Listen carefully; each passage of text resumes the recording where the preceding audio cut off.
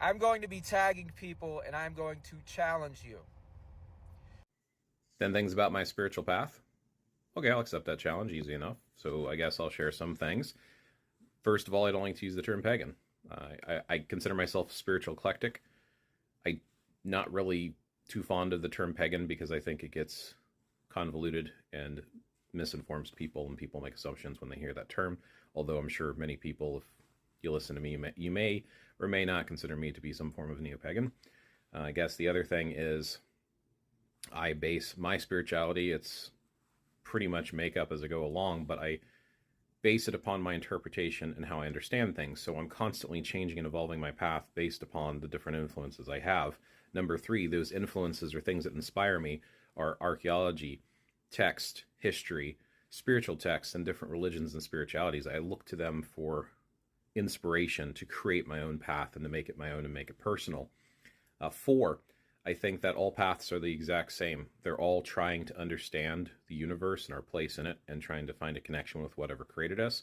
And I think they just go about it in different ways, but they're calling the same type of forces and energies in the universe by different names. So I think we fight and argue unnecessarily so because we're all just seeking the same thing at the end of the day, I believe.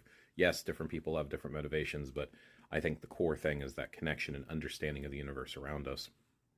Five, I believe that there is a single creating force that is beyond time, space, and our comprehension. You can call it God, you can call it Tao, you can call it the gods and goddesses, you can call it the great architect, you can call it the creator, you can call it the divine, which is usually what I end up saying or referencing, but I don't think we're ever able to fully understand it.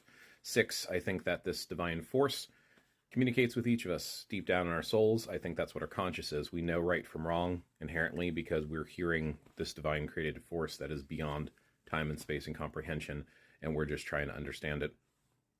Seven, I would say all of the gods and goddesses in the different faiths are just manifestations of this divine force. I think because it's this energy, which we'll get in eight in a second here, because it's this energy that we can't fully comprehend, we see aspects of it and give it nicknames, and that's what these different beings are when we say gods and goddesses. Eight, I think that everything created of this world, since it's created from the divine, and the divine is outside of time and space that we exist in, that this is manifestations of the divine, therefore everything has a divine spark inside of it, making it sacred. That's why all life, in my opinion, is sacred and worth protecting and being revered. Nine, I think that all life is sacred and precious, and there are very few exceptions because we have this divine spark inside of us, and everything